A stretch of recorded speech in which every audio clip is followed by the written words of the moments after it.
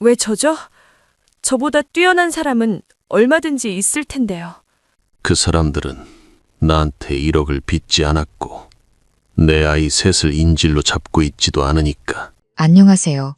마음 정거장입니다. 오늘은 여러분께 아주 특별한 이야기를 들려드리려고 합니다.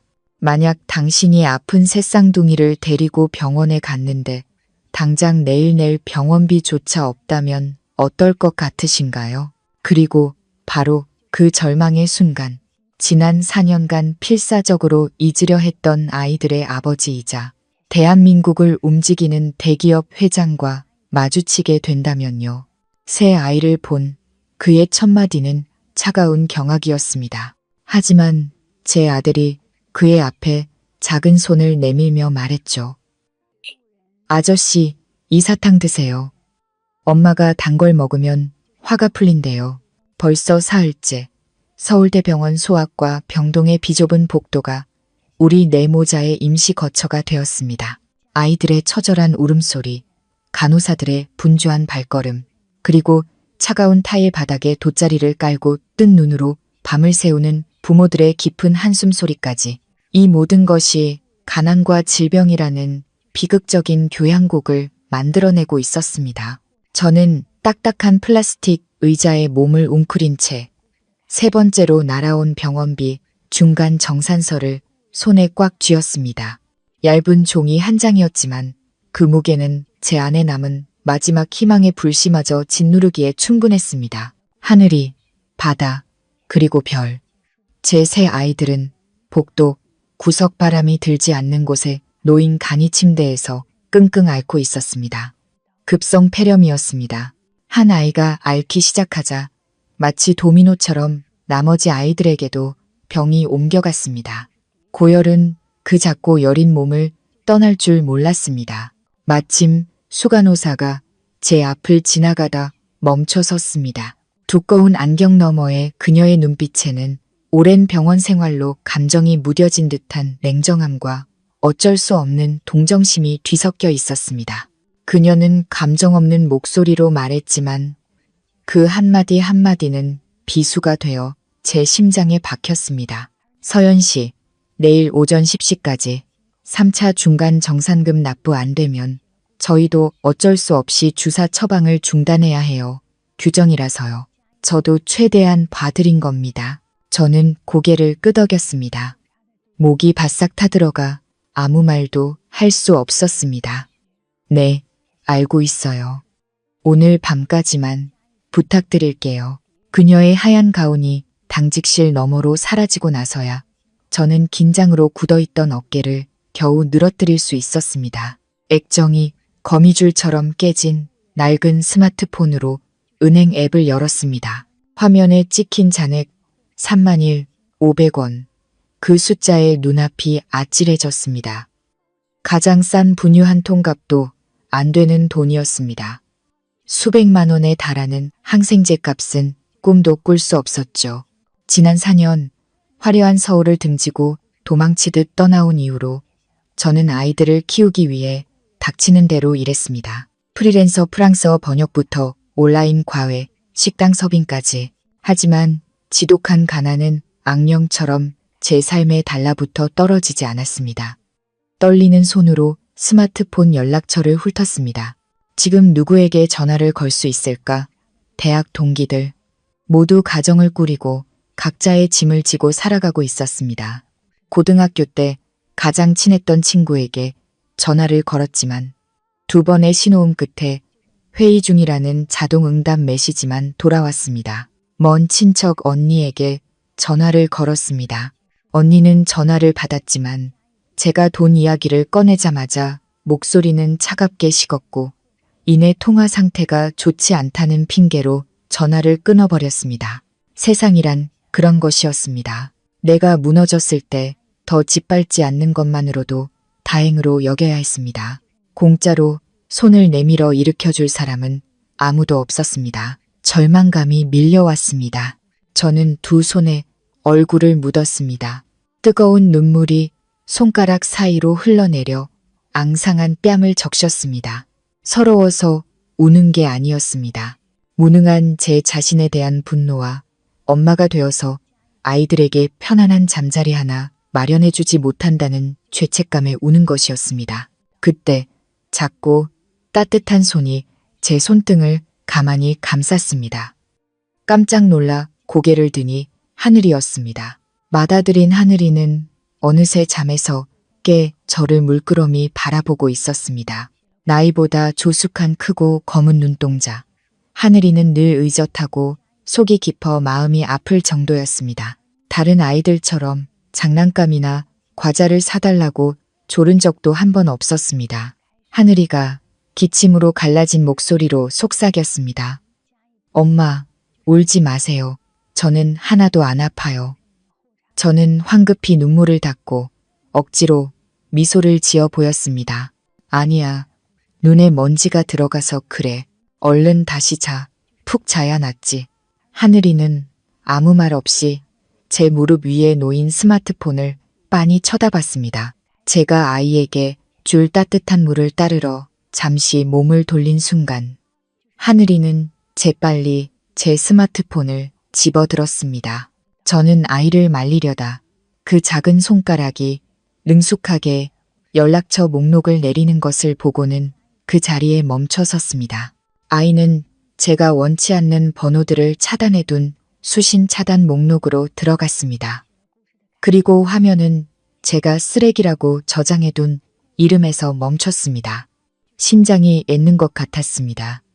그건 바로 강도현, 아이들의 친아버지이자 제가 평생 다시는 마주치지 않겠다고 맹세했던 그 남자의 번호였습니다. 제가 막을 틈도 없이 하늘이는 통화 버튼을 눌렀습니다.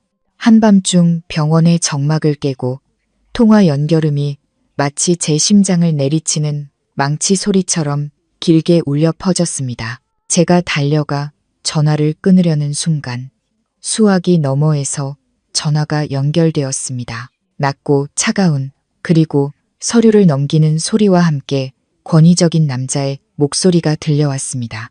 아마 늦은 시간까지 회의를 하고 있었나 봅니다. 누구시죠? 이 시간에 무슨 일입니까? 하늘이는 저를 한번 쳐다보더니 그 눈빛은 이상하리만치 단호했습니다. 아이는 수화기를 귀에 대고 또박또박 한 글자 한 글자 힘주어 말했습니다. 강도현 씨 맞으세요? 우리 엄마가 돈이 없어서 우리가 병원에서 쫓겨나게 생겼어요. 아저씨가 우리 아빠라면 여기로 와주세요. 저는 그 자리에 얼어붙었습니다. 손에 들고 있던 플라스틱 컵이 바닥으로 떨어져 물이 사방으로 튀었지만 아무것도 느껴지지 않았습니다. 귀가 먹먹해졌습니다. 수화기 저편은 몇 초간 침묵이 흘렀습니다. 그 무서운 정적이 우리 모자를 짓눌렀습니다. 저는 하늘이의 손에서 스마트폰을 낚아채듯 빼앗아 마치 뜨거운 불쏘시개를 만진 것처럼 황급히 통화 종료 버튼을 눌렀습니다. 화면은 검게 변했지만 그의 차가운 목소리는 귓가에 맴돌며 곧 닥쳐올 폭풍에 대한 막연한 공포를 불러일으켰습니다. 저는 하늘이를 보고 화가 나면서도 마음이 아팠습니다. 아이를 혼내려 했지만 그 순수하면서도 강인한 눈빛을 보자 목구멍에서 말이 막혀버렸습니다. 아이는 그저 동생들을 그리고 엄마를 구하고 싶었을 뿐이었습니다. 찢어진 자존심 때문에 비겁했던 엄마가 하지 못했던 일을 아이가 해낸 것이었습니다. 다음 날 아침 병원 원무과 수납 창구는 땀 냄새와 초조함으로 가득했습니다. 사람들은 저마다 걱정스러운 얼굴로 청구서를 손에 들고 길게 줄을 서 있었습니다. 저는 창고 구석에 몸을 숨기듯 서서 최대한 애원하는 목소리로 무표정한 여직원에게 말을 건넸습니다. 저기요. 오늘 오후까지만이라도 좀 기다려주시면 안 될까요? 지금 가족이 돈을 보내주고 있는데 아직 도착을 안 해서요. 아이가 열이 너무 높아서.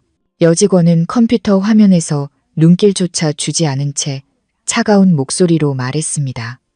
어머니, 시스템에서 자동으로 잠기는 거라 저도 어쩔 수가 없어요. 여기 사정 어려운 분들 한두 명인 줄 아세요? 다들 어머님처럼 사정 봐달라고 하면 병원은 뭘로 약 사서 운영하나요? 비켜주세요. 다른 분들 기다리십니다. 등 뒤에서 수근거리는 소리가 들려왔습니다. 가짜 금팔찌를 주렁주렁 찬 한 중년 여자가 옆 사람에게 보란 듯이 말했습니다. 그러게 돈도 없으면서 애는 왜 셋이나 낳아가지고 저렇게 병원에서 버티면 사회 전체가 힘들어지는 거야. 그 말들은 마치 날카로운 바늘이 되어 제 살을 찔렀고 얼굴이 수치심으로 화끈거렸습니다. 저는 고개를 숙인 채 낡아서 해진 옷자락만 만지작거렸습니다. 당장이라도 땅속으로 숨고 싶은 무력감이 온몸을 덮쳤습니다. 결국 체념하고 돌아서려던 그 순간 시끄럽던 대기실이 갑자기 물을 끼얹은 듯 조용해졌습니다. 정문에서부터 수납 창구까지 마치 보이지 않는 거대한 힘이 모든 소음을 억누르기라도 한 듯 기이한 정적이 흘렀습니다. 바닥을 울리는 구둣발 소리가 들려왔습니다. 슬리퍼를 끄는 소리도 평범한 운동화 소리도 아니었습니다. 최고급 가죽 구두가 일정한 박자로 바닥을 내리찍는 권위적인 소리였습니다. 그리고 짙은 우드 향과 차가운 담배 향이 섞인 향기가 코를 찔렀고 순식간에 주변의 소독약 냄새와 땀 냄새를 압도했습니다. 제가 돌아보기도 전에 오직 최상위 부유층만이 소유한다는 블랙카드가 수납 창구 위로 던져졌습니다. 그리고 제 등 뒤에서 낮고 오만한 너무나 익숙한 목소리가 들려왔습니다. 304호 환자, 병원비 전액 결제하고 당장 VIP 병실로 옮기세요. 가장 좋은 곳으로. 방금 전까지 짜증 섞인 얼굴을 하던 여직원은 블랙카드와 그 남자의 기세에 눌려 허둥지둥 자리에서 일어났습니다. 그녀는 떨리는 두 손으로 카드를 받아들고는 제가 어지러울 정도로 빠르게 아첨하는 미소를 지었습니다. 네, 회장님. 바로 처리해 드리겠습니다. 잠시만 기다려 주십시오. 저는 그 자리에 못 박힌 듯 서 있었습니다. 감히 돌아볼 용기가 나지 않았지만 수납 창구 유리 칸막이에 비친 흐릿한 실루엣이 모든 것을 말해주고 있었습니다. 강도현이었습니다. 낡은 옷과 슬리퍼를 신은 사람들 틈에서 그는 마치 빈민가에 나타난 왕과도 같았습니다. 완벽하게 재단된 수제 정장, 먼지 하나 묻지 않은 구두, 그의 세상과 우리 모자의 세상 사이에 잔인한 격차를 보여주는 듯 했습니다. 도현은 여직원은 쳐다보지도 않은 채 제 가늘게 떨리는 등 뒤에 시선을 고정했습니다. 그가 가까이 다가왔고 그의 뜨거운 숨결이 귓가에 닿자 소름이 돋았습니다. 4년 만이네. 이서연, 대단하군. 감히 내 씨를 훔쳐서 내 아이들을 이따위 초라한 몰골로 키워. 저는 배에 돌아섰습니다. 그의 날카로운 눈빛과 마주쳤습니다. 그의 시선은 제 어깨 너머 응급실 유리창 너머에 누워있는 새 아이에게로 향했습니다. 하늘, 바다, 그리고 별, 그의 작은 복제품 셋이 그곳에 힘없이 누워 있었습니다. 그가 아이들을 본 순간 저는 그의 동공이 수축하는 것을 보았습니다. 조각처럼 잘생긴 그의 얼굴에 드리워져 있던 냉정함의 순간 균열이 가며 제가 한 번도 본 적 없는 깊은 경악과 고통이 스쳐 지나갔습니다. 하지만 그는 곧바로 얼음장 같은 표정을 되찾고는 눈은 웃고 있지 않은 비웃음을 지었습니다. 재미있군. 내가 생각했던 것보다 훨씬 더. VIP 병실 문이 닫히자 바깥의 소란스러움은 완벽히 차단되었고 우리 네 모자는 낯설 정도로 고요한 공간에 남겨졌습니다. 하늘이는 침대 끝에 앉아 다리를 흔들며 마치 꼬지람을 기다리는 아이처럼 저를 빤히 쳐다봤습니다. 저는 한숨을 쉬고 아들 곁에 앉아 헝클어진 머리를 쓸어주었습니다. 지친 목소리가 절로 나왔습니다. 왜 그랬어? 엄마가 모르는 사람한테 함부로 전화하면 안 된다고 했잖아. 하늘이는 고개를 숙인 채 작은 목소리로 하지만 단호하게 말했습니다. 모르는 사람 아니잖아요. 우리 아빠잖아요. 그리고 엄마 우는 거 보기 싫었어요. 엄마 울면 못생겼어요. 아이의 순진한 말이 제 가슴에 소금을 뿌리는 것 같았습니다. 아이에게 어른들의 복잡한 사정을 설명해 주기도 전에 주머니 속 전화기가 요란하게 울렸습니다. 액정에는 집주인 아주머니의 번호가 떠 있었습니다. 인정업기로 유명하지만 계산 하나는 확실한 분이었습니다. 제가 전화를 받자마자 그녀의 쩌렁쩌렁한 목소리가 에어컨 소리를 뚫고 들려왔습니다. 이 선생, 짐 빼요. 우리 아들놈이 도박 빚을 1억이나 졌어. 사채업자들이 집까지 찾아와서 난리야. 나 이 집 급하게 팔아서 빚 갚아야 해. 보증금은 돌려줄 테니 오늘 당장 나가줘요. 저는 얼어붙어 더듬거렸습니다. 하지만 아주머니, 아이들이 지금 병원에 있는데 저희는 어디로 가라고. 계약 기간도 아직 석 달이나 남았잖아요. 수화기 너머로 거친 숨소리가 들려왔고 목소리는 더욱 날카로워졌습니다. 돈에 쪼들리는 사람 특유의 목소리였습니다. 지금 계약서가 문제야. 집에 불이 났는데 서류 쪼가리가 대수냐고. 나도 할 만큼 했어. 오늘 오후까지 짐 안 빼면 내가 사람 시켜서 길바닥에 다 내놓을 거야. 뚜 무정하게 끊어진 전화는 집이라고 부르던 마지막 끈을 잘라버렸습니다. 저는 힘없이 팔을 늘어뜨렸습니다. 병원비 걱정에서 벗어나자마자 길거리에 나앉을 신세가 된 것입니다. 바로 그때 병실 문이 열리고 강도현이 들어왔습니다.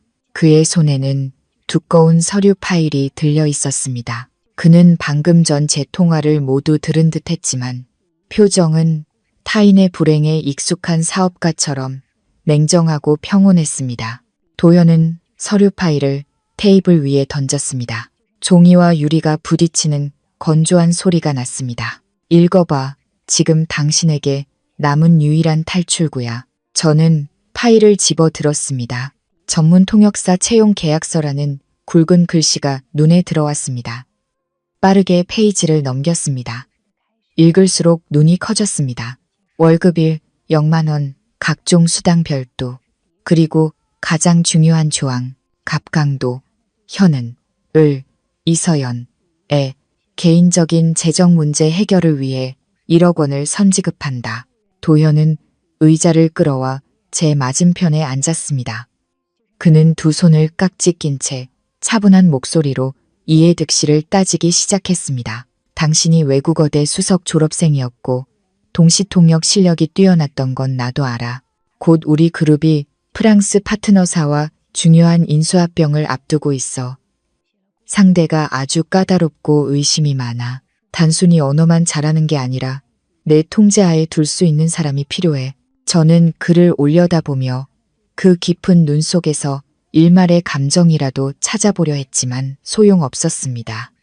왜 저죠? 저보다 뛰어난 사람은 얼마든지 있을 텐데요.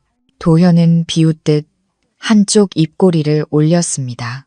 그 사람들은 나한테 1억을 빚지 않았고 내 아이 셋을 인질로 잡고 있지도 않으니까. 계약 조건은 당신과 아이들이 내 서쪽 별장으로 이사하는 거야.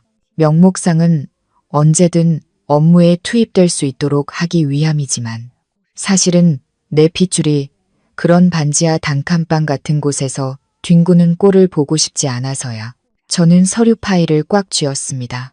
날카로운 종이 모서리가 손바닥을 파고드는 아픔이 느껴졌습니다. 이것은 제안이 아니었습니다. 인생 역전의 기회라는 화려한 포장지에 쌓인 강압적인 거래였습니다. 그는 제가 물러설 곳이 없다는 것을 알고 있었습니다. 집주인은 저를 내쫓았고 아이들은 아프고 빚은 쌓여 있었습니다. 부자들이 손을 내밀 때 그들은 결코 당신을 같은 위치로 끌어올려 주지 않았습니다. 그저 이 진흙탕에서 저 황금 세장으로 옮겨 놓을 뿐이었습니다. 저는 잠든 아이들의 모습을 바라보았습니다. 약하게 오르내리는 가슴, 그리고 도현이 내민 펜을 들어 근로자 서명란에 망설임 없이 제 이름을 적었습니다. 도현은 만족스러운 듯 계약서를 챙겨 들고 일어나 정장 매무새를 가다듬었습니다. 좋아. 오늘 오후에 차를 보낼 테니 준비해. 지옥에 돌아온 걸 환영한다. 이서연. 검은색 세단이 묵직한 철문을 지나 언덕 위에 자리한 별장 안으로 미끄러지듯 들어갔습니다. 새 아이들은 차창에 코를 박고 정교하게 다듬어진 소나무들과 하얀 대리석 분수대를 보며 눈을 동그랗게 떴습니다. 20제곱미터도 안 되는 좁은 단칸방에서 자란 아이들에게 이곳은 제가 매일 밤 들려주던 동화 속 성과 다름없었습니다. 하지만 제게 이 호화로움은 뼛속까지 시린 고독을 더욱 부각시킬 뿐이었습니다.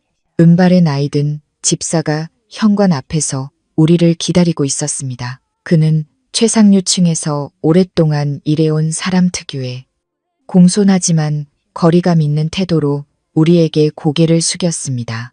저는 새 아이를 데리고 차에서 내렸습니다. 하늘이는 제 손을 꽉 잡았고 바다는 호기심 가득한 눈으로 주위를 두리번거렸습니다. 그리고 수줍음이 많은 막내딸 별이는 제 다리 뒤에 숨어 몰래 주위를 훔쳐볼 뿐이었습니다. 모든 것이 금박으로 장식되거나 최고급 원목으로 만들어진 거실로 들어서자 저는 스스로가 한없이 작고 초라하게 느껴졌습니다. 도현은 이미 와 있었습니다. 그는 이탈리아제 가죽 소파에 앉아 와인잔을 흔들고 있었습니다. 우리가 들어오는 것을 보고도 그는 일어서지 않은 채 집사에게 눈짓으로 짐을 방으로 옮기라고 지시했습니다. 저는 아이들에게 돌아서서 엄격하지만 떨리는 목소리로 말했습니다. 얘들아, 잘 들어. 여긴 엄마가 일하는 곳이고 도현 아저씨 집이야. 절대로 뛰어다니거나 물건을 망가뜨리면 안 돼. 조용히 있어야 해. 알겠지?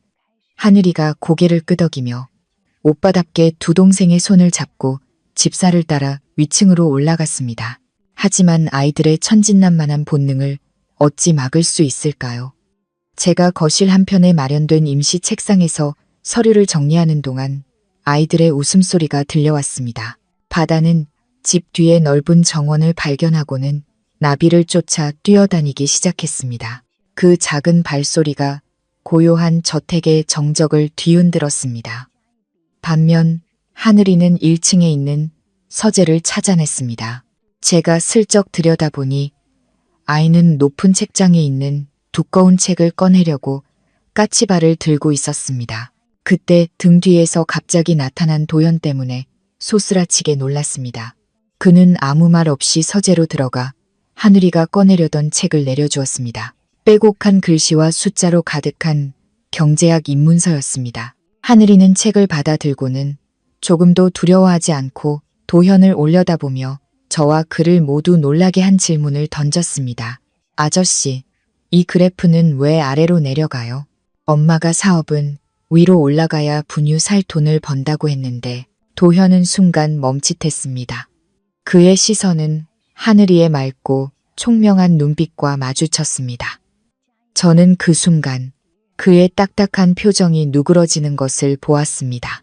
그는 아이와 눈높이를 맞추기 위해 몸을 숙이고는 참을성 있게 설명했습니다.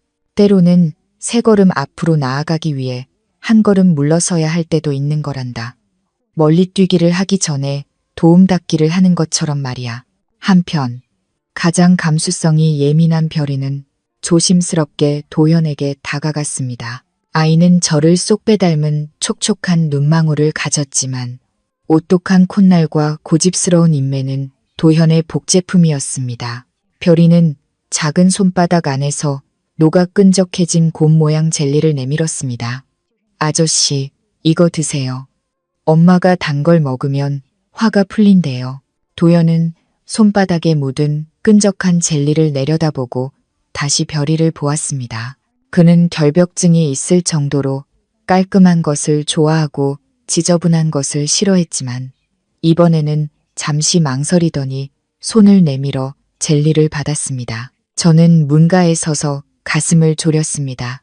새 아이들은 초대받지 않은 손님처럼 그의 질서정연하고 차가운 세계에 불쑥 뛰어들어 모든 것을 뒤흔들고 있었습니다. 그리고 늘 완벽한 통제를 자랑하던 그 남자. 강도현은 지난 4년간 자신이 진실이라 믿었던 것들에 대해 의심하기 시작한 듯 보였습니다.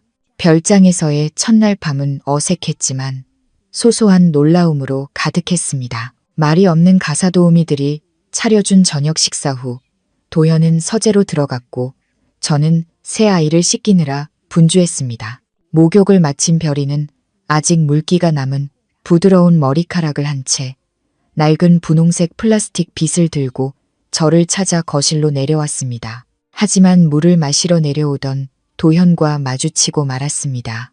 부엌에서 설거지를 하던 저는 별이의 낭낭한 목소리를 들었습니다. 아저씨, 저 머리 따아주세요. 엄마는 지금 설거지에서 바빠요. 저는 황급히 앞치마에 손을 닦고 달려나가려 했습니다. 도현이 사소한 일로 방해받는 것을 극도로 싫어한다는 것을 알기 때문이었습니다. 하지만 눈앞에 펼쳐진 광경에 저는 그 자리에 얼어붙었습니다. 수조 원짜리 계약서에 사인하던 그 권력자가 지금은 5살 배기 딸과 값싼 플라스틱 빗 앞에서 어쩔 줄 몰라 하며 소파에 뻣뻣하게 앉아 있었습니다. 도현은 별이의 가느다란 머리카락을 마치 풀리지 않는 고난도 수학 문제처럼 바라봤습니다.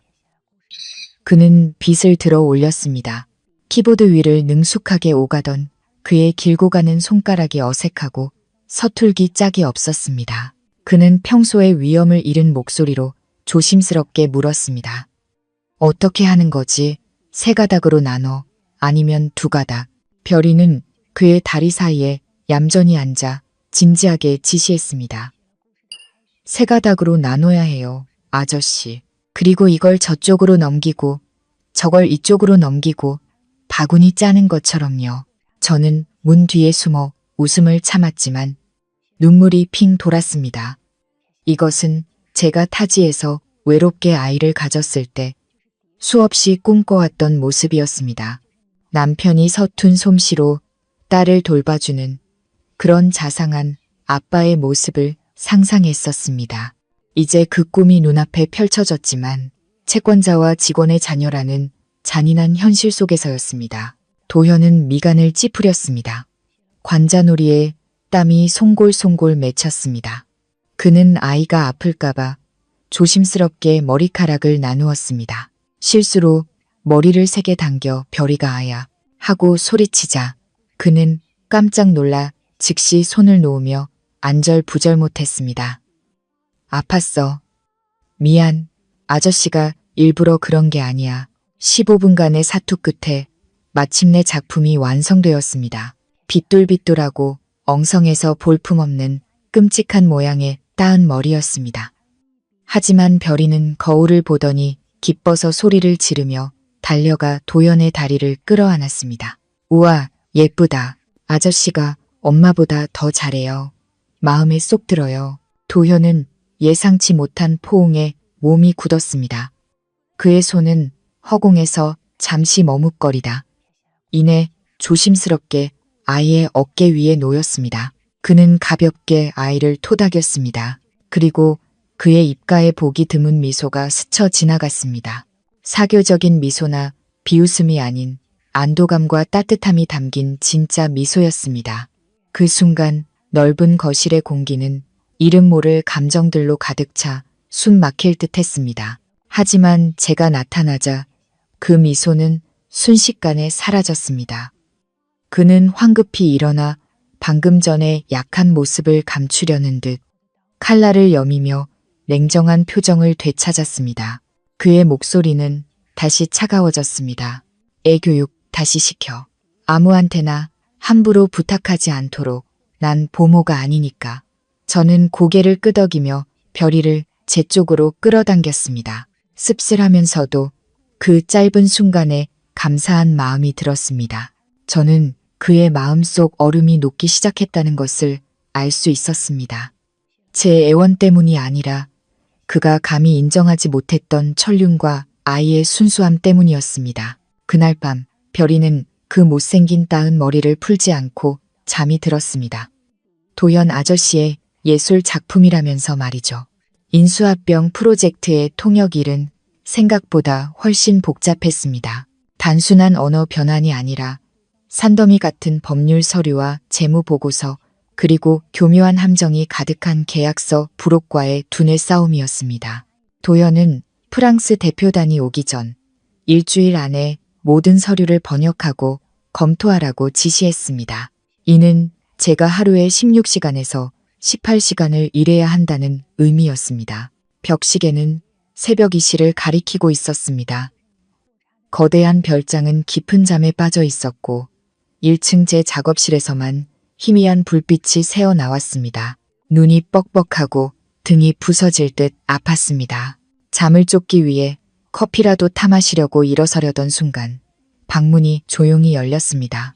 도현이었습니다. 그는 회색 실크 잠옷 차림이었고 얼굴에는 피곤한 기색이 역력했습니다. 그는 아무 말 없이 김이 모락모락 나는 따뜻한 우유 한 잔을 제 책상 위에 내려놓았습니다. 그 행동이 너무나 자연스러워서 마치 야근하는 아내를 챙기는 남편의 익숙한 습관처럼 느껴져 저는 깜짝 놀랐습니다. 냉혹한 고용주가 아니라요. 마셔. 잠이라도 푹 자게. 내 사무실에서 과로사라도 하면 뒤처리하기 귀찮으니까. 그의 말은 퉁명스러웠지만 목소리에는 악의가 느껴지지 않았습니다. 저는 따뜻한 우유잔을 들었습니다. 손바닥으로 전해지는 온기가 한밤중에 한기를 녹여주었습니다. 저는 작은 목소리로 고맙다고 말했습니다. 회장님은 왜 아직 안 주무세요? 도연은 책장에 등을 기댄 채 팔짱을 끼고 저를 바라봤습니다. 나도 보고서를 좀 보고 있었어. 이번 거래 구멍이 너무 많아. 누군가 뒤에서 장난을 치고 있는 느낌이야. 그의 말은 몇 시간 동안 제 마음속에서 피어오르던 의심에 불을 지폈습니다. 저는 우유 잔을 내려놓고 잠시 망설이다. 제가 빨간 펜으로 표시해둔 서류 페이지를 펼쳤습니다. 그것은 프랑스 자회사의 컨설팅 및 시장 개발 비용에 관한 부록이었습니다. 저 회장님, 저는 조심스럽게 입을 열었습니다. 제가 재무 전문가는 아니지만 이 부분이 좀 이상해서요. 프랑스어 원본에는 이 항목이 로비 비용 프라이스, 드 러비잉으로 명시되어 있는데 주주들에게 제출된 통합 재무 보고서에는 시장 조사 비용으로 교묘하게 번역되어 있어요.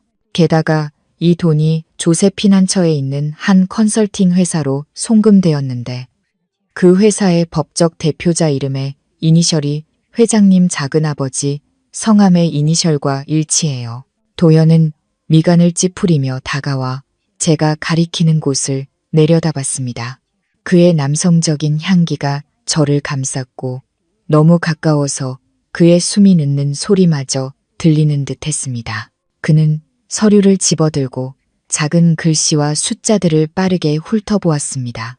그의 턱 근육이 꿈틀거렸고 서류를 쥔 손에 힘이 들어가 종이가 구겨졌습니다. 유령조항. 그가 나지막이 읊조렸습니다. 그의 눈빛은 무섭게 어두워졌습니다. 그런 거였군. 단순히 회장 자리를 노리는 게 아니라 그룹 전체를 자기 돈 세탁 기계로 만들 생각이었어. 도연은 고개를 들어 저를 보았습니다. 처음으로 그의 눈에서 경멸이나 의심이 아닌 진지한 재평가의 시선이 느껴졌습니다. 저는 의도치 않게 이 치열한 가족 전쟁에서 그의 동맹이 되어버린 것이었습니다. 그는 손가락으로 책상을 가볍게 두드리며 단호하게 말했습니다. 지금부터 이 자회사와 관련된 모든 서류는 나에게만 직접 보고해. 내 비서에게도 절대 누설해서는 안 돼. 알겠나? 저는 고개를 끄덕였습니다. 어깨를 짓누르는 천근만근의 무게를 느꼈습니다.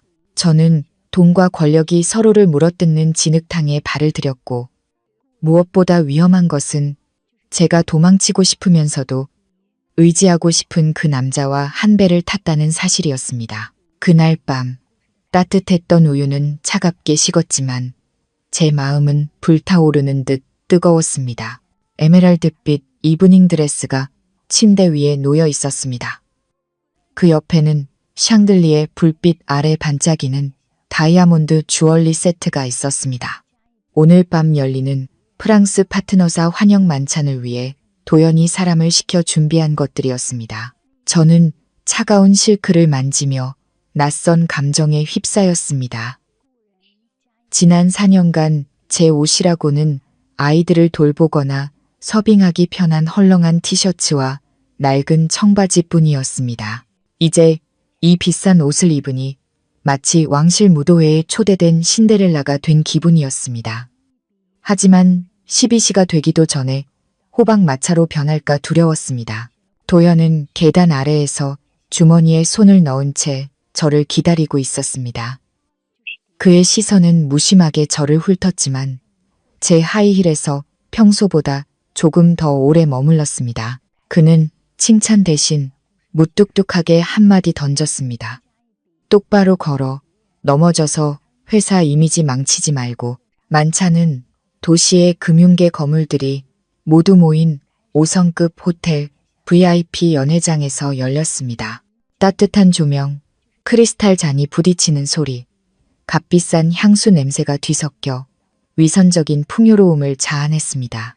저는 전문 통역사로서 적당한 거리를 유지하며 도연의 곁을 따랐지만 수많은 호기심 어린 시선이 제게 꽂히는 것을 느낄 수 있었습니다.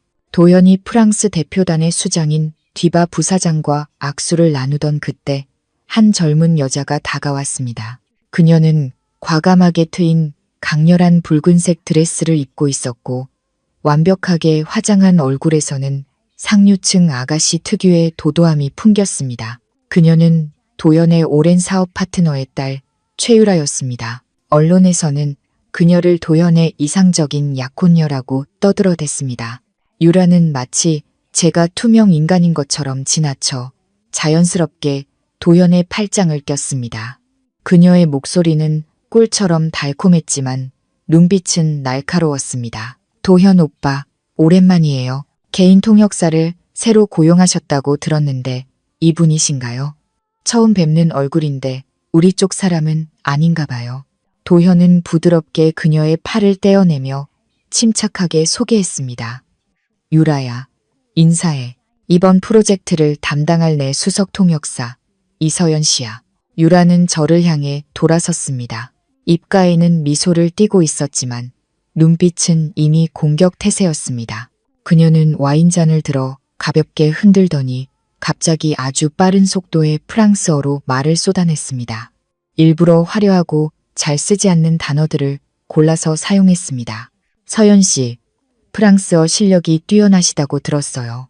하지만 아시다시피 프랑스어는 귀족의 언어잖아요. 학교에서 배우는 것과 실제 상류층의 품격과 뉘앙스를 담아내는 건 전혀 다른 문제죠. 뒤바 부사장님 앞에서 촌스러운 발음으로 도현 오빠 얼굴에 먹칠하는 일은 없었으면 좋겠네요. 주변의 공기가 싸늘하게 가라앉았습니다. 근처에 있던 뒤바 부사장과 몇몇 프랑스 손님들도 그 말을 들었습니다. 그들은 걱정과 호기심이 섞인 눈으로 저를 쳐다봤습니다. 유라는 의도적으로 저를 궁지로 몰아넣고 있었습니다. 상류층의 지적 허영심을 이용해 제 비천한 신분을 들춰내고 제가 아무리 비싼 옷을 입어도 결국 고용인에 불과하다는 것을 증명하고 싶었던 것입니다. 도현은 가만히 서 있었습니다. 그는 개입하지 않았지만 그의 입꼬리가 살짝 올라가는 것을 보았습니다. 마치 자신의 사냥감이 어떻게 반격할지 아니면 순순히 죽음을 맞이할지 지켜보는 듯 했습니다. 3초간의 정적, 유라의 입가에 승리의 미소가 더욱 짙어졌습니다.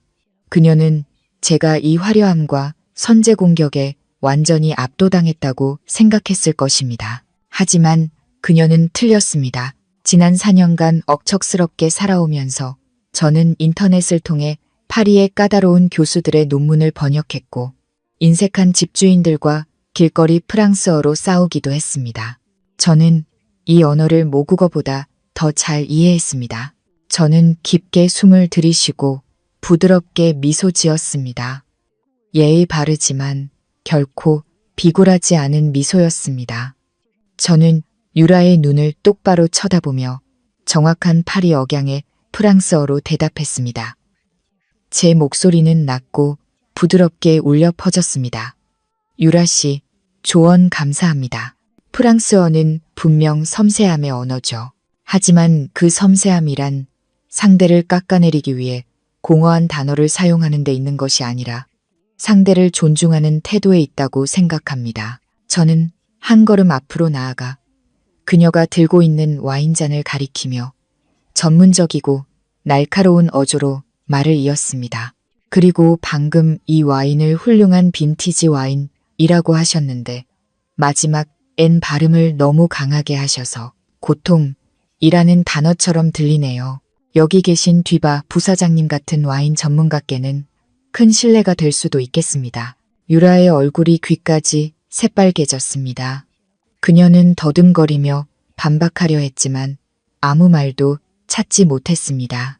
옆에 서 있던 뒤바 부사장이 즐겁다는 듯 웃음을 터뜨렸습니다. 그녀는 가볍게 박수를 치며 다가와 제 손을 잡고 프랑스어로 말했습니다.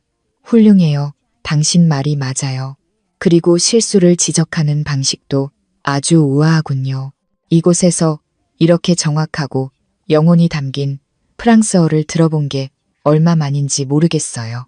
긴장감은 눈 녹듯 사라졌고 대신 무명의 통역사에 대한 감탄이 그 자리를 채웠습니다. 방금 전까지 저를 훑어보던 시선들은 이제 존경의 눈빛으로 바뀌어 있었습니다. 저는 창피함에 얼어붙은 유라 대신 도현을 돌아봤습니다. 그는 저를 보고 있었습니다. 그 깊은 눈 속에는 더 이상 시험하는 기색이 없었습니다. 대신 소유욕과 자부심의 불꽃이 타오르고 있었습니다. 도현은 다가와 모든 사람이 보는 앞에서 너무나 자연스럽지만 권위적으로 제 허리를 감싸 안았습니다. 그는 저를 자신에게 바싹 끌어당기며 유라에게 차갑지만 주변 사람들이 모두 들을 수 있을 만큼 큰 목소리로 말했습니다. 유라야, 내가 깜빡하고 말을 안 했네. 서연 씨는 단순한 직원이 아니야. 이 프로젝트에서 내 목소리를 대변하는 사람이지. 서연 씨를 모욕하는 건 내 사람 보는 눈을 의심하는 것과 같아. 유라는 얼굴이 하얗게 질려 작은 목소리로 사과하고는 황급히 인파 속으로 사라졌습니다. 저는 도연의 품에 안겨 있었습니다. 그의 정장에서 풍기는 샌다루드 향기가 저를 감쌌고 심장이 한 박자 쿵 내려앉았습니다. 지난 4년 만에 처음으로 저는 보호받고 있다는 느낌을 받았습니다. 하지만 이성은 즉시 저를 현실로 되돌려 놓았습니다. 이것은 그저 연극일 뿐이라고. 그는 자신의 체면을 위해 그리고 제가 그의 유용한 도구이기 때문에 저를 보호한 것이지 지난날의 감정 때문이 아니라고. 저는 조심스럽게 그의 팔을 풀고 한 걸음 뒤로 물러나 제자리로 돌아갔습니다. 도와주셔서 감사합니다, 회장님. 도연은 텅 빈 자신의 손을 내려다보며 순간 허탈한 표정을 지었지만 이내 냉정한 표정을 되찾았습니다. 실력은 좋군. 하지만 착각하지는 마. 내 직원이 남들한테 무시당하는 꼴을 못 볼 뿐이니까. 돌아오는 차 안에서 저는 창가에 바싹 붙어 앉았습니다. 유리창에 맺히기 시작한 빗방울이 마치 제 마음속 상처처럼 구불구불한 흔적을 남기며 흘러내렸습니다. 도연은 옆에서 말없이 엄지손가락의 반지를 만지작거렸습니다. 마음이 불안할 때 나오는 그의 습관이었습니다. 왜? 도현이 갑자기 침묵을 깼습니다. 4년 전에 왜 말 한마디 없이 떠난 거지? 왜 모든 연락을 끊었어? 내가. 그는 말을 잇지 못했지만 저는 그가 무슨 말을 하고 싶은지 알 수 있었습니다. 내 아이를 임신한 채로라는 말을. 저는 그를 돌아봤습니다. 가로등 불빛이 차창을 통해 그의 날카로운 여벌구를 비추었고 그늘진 얼굴에 숨겨진 피로와 고통이 드러났습니다. 저는 씁쓸하게 웃었습니다. 강도현 회장님, 제가 서명한 근로계약서에는 제 사생활이나 과거에 대해 보고해야 한다는 조항은 없었습니다. 우리는 고용주와 피고용인 관계일 뿐이에요. 회장님은 돈을 지불하고 저는 일을 할 뿐이죠. 도연이 산 돌아서며 제 손목을 낚아챘습니다. 그의 목소리는 낮게 으르렁거렸고 눈에는 붉은 핏발이 서 있었습니다. 그깟 빌어먹을 계약서 뒤에 숨지 마. 내가 아무것도 모를 것 같아. 그날 넌 유학 간다고 했지만 사실은 도망친 거였어. 누구한테서? 나한테서. 아니면 네가 져야 할 책임에서. 지난 4년간 억눌러왔던 분노가 화산처럼 폭발했습니다. 저는 그의 손을 뿌리치며 소리쳤습니다. 책임? 지금 책임이라고 했어요? 그럼 당신네 집안 사람을 시켜서 내 얼굴에 2억 원짜리 수표를 던지며 낙태하라고 종용한 건 누구죠? 우리 기념일에 다른 부잣집 딸내미랑 찍은 침대 사진이 나돌게 한 건 또 누구고요? 차 안의 공기가 얼어붙었습니다. 앞좌석의 운전기사마저 숨을 죽인 채 백미러를 쳐다볼 엄두도 내지 못했습니다. 도현은 망연자실한 표정이었습니다. 그의 손은 힘없이 떨어졌습니다. 그는 저를 멍하니 바라보며 입술을 달싹였지만 아무 말도 하지 못했습니다. 제가 쏟아낸 말들이 그에게 너무 큰 충격이었거나 혹은 너무나 완벽하게 무고한 사람을 연기하고 있는 것이거나 둘 중 하나였습니다. 낙태, 침대 사진. 도현은 힘겹게 단어들을 반복했습니다. 그의 목소리는 갈라져 있었습니다. 대체 무슨 미친 소리를 하는 거야? 난 단 한 번도 너한테 그런 짓을 시킨 적 없어. 저는 고개를 돌려 창밖의 칠흑 같은 빗줄기를 바라보았습니다. 눈물이 터져 나오지 않도록 필사적으로 참았습니다.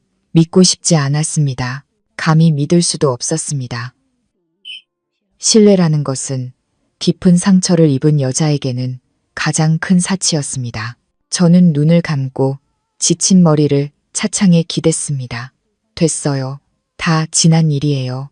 들춰내봤자 서로 상처만 깊어질 뿐이에요. 회장님은 회장님 역할에나 충실하세요. 저도 제 일만 할 테니 선은 넘지 말아주시죠. 차가 별장으로 들어섰고 우리는 더 이상 아무 말도 하지 않았습니다. 현관에 들어서자마자 저는 불길한 예감을 느꼈습니다. 집안은 무서울 정도로 조용했습니다. TV 소리도 아이들 노는 소리도 들리지 않았습니다. 나이든 집사가 허둥지둥 달려 나왔습니다. 그의 주름진 얼굴에는 걱정이 가득했습니다.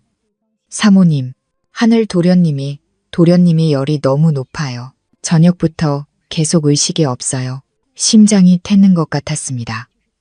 저는 하이힐을 벗어 던지고 불편한 드레스 차림인 것도 잊은 채 아이들 침실로 뛰어 올라갔습니다. 넓은 침대 위에서 하늘이는 새우처럼 몸을 웅크리고 있었습니다. 작은 얼굴은 새빨갛게 달아올라 있었고 숨소리는 거칠었습니다. 아이의 이마에 손을 대자 불덩이처럼 뜨거웠습니다. 체온계는 39도를 가리키고 있었습니다. 병원에 가야 해요. 당장. 저는 공황 상태에 빠져 소리쳤습니다. 떨리는 손으로 아이를 안아 들려던 순간 단단한 손이 제 어깨를 붙잡았습니다. 도현이 어느새 제 등 뒤에 서 있었습니다. 그는 낮지만 단호한 목소리로 말했습니다. 지금 병원에 가는 건 안 돼. 이 밤중에 바람 쐬면 병이 더 악화될 거야. 게다가 지금 병원은 독감 환자로 미어터져. 거길 가는 건 병을 더 얻어오는 꼴이야. 하지만 애가 이렇게 열이 높은데. 저는 흐느꼈습니다. 눈물이 시야를 가렸습니다. 내가 알아서 할게. 도현은 짧게 말하고는 전화기를 꺼내 단 한 통의 전화를 걸었습니다. 김 박사님, 지금 바로 저희 집으로 와주세요. 소아 응급 장비 전부 챙겨서 최대한 빨리요. 15분 후 가족 주치의가 도착했습니다. 의사가 아이를 진찰하는 동안 도현은 가만히 서 있지 않았습니다. 방금 전까지 화려한 파티 복장을 하고 있던 그는 재킷을 벗어 던지고 흰 셔츠 소매를 팔꿈치까지 걷어 올린 채 직접 따뜻한 물과 수건을 가져왔습니다. 그는 서툰 솜씨로 수건을 적셨자고는 하늘이의 이마와 겨드랑이, 사타구니를 조심스럽게 닦아주었습니다. 그의 동작은 어설펐지만 그 안에는 조심스러움과 다정함이 배어 있었습니다. 아이를 바라보는 그의 눈빛에는 진심 어린 걱정이 가득했습니다. 저는 곁에 앉아 하늘이의 작은 손을 꼭 잡고 분주하게 움직이는 도현의 모습을 바라보며 복잡한 감정에 휩싸였습니다. 제 기억 속의 냉정하고 잔인한 아빠의 모습은 눈앞에서 아이를 위해 땀 흘리는 이 남자의 모습으로 서서히 대체되고 있었습니다. 새벽녘이 되어서야 하늘이에 열이 내리기 시작했습니다. 아이는 한결 편안하게 잠이 들었습니다. 저는 지쳐서 침대 가장자리에 머리를 기댄 채 깜빡 잠이 들었습니다. 제가 눈을 떴을 때는 이미 동이 트고 있었습니다. 도현은 여전히 맞은편 안락의자에 앉아 있었습니다. 그의 눈은 팼지만 그 속에서 빛이 나고 있었습니다. 그의 손에는 검사 결과지 한 장이 들려 있었습니다. 제가 몸을 뒤척이자 그는 일어나 다가와 제게 그 종이를 내밀었습니다. 밤새 잠을 설친 그의 목소리는 쉬어 있었습니다. 아이들이 잠들었을 때 몰래 머리카락을 채취했어. 확실한 증거가 필요했으니까 저는 종이를 받아들었습니다. 유전자 검사 결과 보고서라는 글자가 눈에 들어왔습니다. 그리고 맨 아래 친자 관계 확률 99.99%라는 숫자가 굵고 선명하게 인쇄되어 있었습니다. 저는 그를 올려다 보았습니다. 그의 분노, 모욕 혹은 부정을 예상했습니다. 하지만 아니었습니다. 도현은 제 앞에 한쪽 무릎을 꿇었습니다. 제 눈높이에 맞춰서 그의 눈은 붉게 충혈되어 있었습니다. 그는 손을 들어 제 파숙한 뺨을 부드럽게 감쌌습니다. 그의 목소리는 갈라지고 부서져 있었습니다. 서연아, 이 모든 걸 너 혼자 감당했던 거야? 왜 그렇게 바보 같았어? 검사 결과지가 제 손에서 떨어져 차가운 나무 바닥 위로 나뒹굴었습니다. 건조한 숫자들이었지만 그 무게는 우리 사이에 숨막히는 침묵을 짓눌렀습니다. 도현은 여전히 그 자리에 무릎을 꿇고 있었습니다. 그의 눈에는 더 이상 평소의 오만함이 없었습니다. 대신 마치 심장을 쥐어뜯기는 듯한 극심한 혼란과 고통이 담겨 있었습니다. 그가 다시 물었습니다. 목소리는 쉬어 있었고 한 음절 힘겹게 내뱉었습니다. 떠날 때 임신한 상태였던 거야? 왜 나한테 말하지 않았어? 그의 질문은 지난 4년간 제 마음속에 묻어두었던 화약고에 불을 붙였습니다.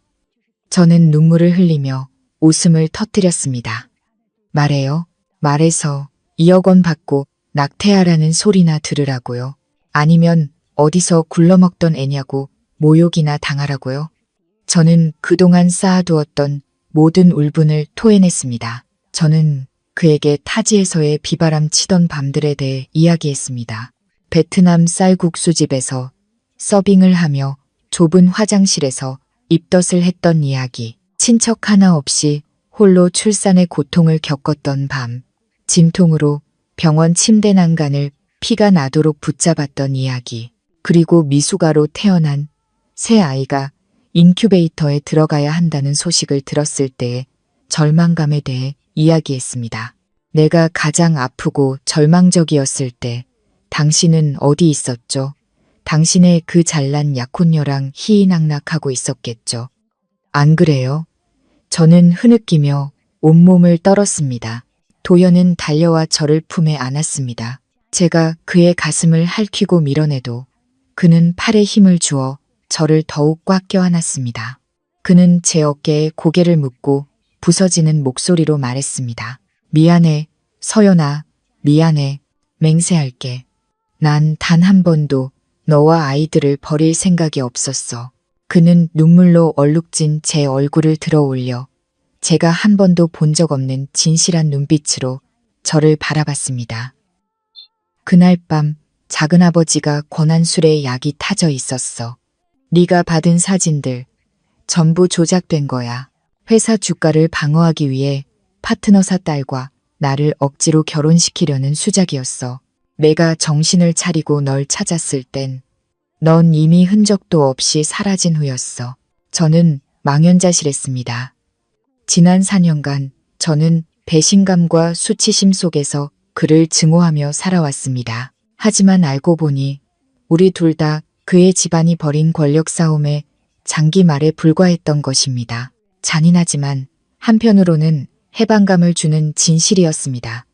저는 더 이상 그를 밀어내지 않았지만 그렇다고 그를 마주 않을 수도 없었습니다. 마음의 상처는 너무 깊어서 한 번의 해명으로 쉽게 아물 수 있는 것이 아니었습니다. 그날 밤 이후 별장의 분위기는 완전히 달라졌습니다. 도현은 마치 다른 사람이 된 것 같았습니다. 그는 제가 울어야 할지 웃어야 할지 모를 정도로 서툴고 필사적인 보상작전을 시작했습니다. 이른 아침 계단을 내려온 저는 거실을 가득 채운 붉은 장미숲에 압도당했습니다. 너무 진한 향기에 재채기가 계속 나왔습니다. 도현은 가장 큰 꽃다발을 들고 마치 처음 고백하는 대학생처럼 기대에 찬 얼굴로 서 있었습니다. 선물이야. 비서가 여자들은 다 장미를 좋아한다고 하던데 이게 끝이 아니었습니다. 다음 날 거실은 명품 가방 매장으로 변했습니다. 온갖 색깔과 크기의 한정판 가방들이 문에서부터 계단까지 산처럼 쌓여 있었습니다. 별이와 바다는 그것들을 장난감인 줄 알고 신나게 가지고 놀며 패션쇼를 했습니다. 저는 그 광경에 머리가 아파 도현에게 정색하며 말했습니다. 강도현 씨, 내가 돈으로 살 수 있는 그런 여자로 보여요. 지금 애들 버릇만 나빠지잖아요. 도현은 멍한 표정으로 평소의 냉철한 총수 이미지와는 전혀 어울리지 않게 머리를 긁적였습니다. 아니, 난 그냥 보상해주고 싶어서. 비서가 당장 그 비서 해고해요. 저는 한숨을 쉬었습니다. 난 이런 거 필요 없어요. 아이들은 산타클로스가 아니라 아빠가 필요하다고요. 그 말을 듣고 도현은 즉시 전략을 바꿨습니다. 그는 불필요한 사교 모임을 줄이고 집에 일찍 들어오기 시작했습니다.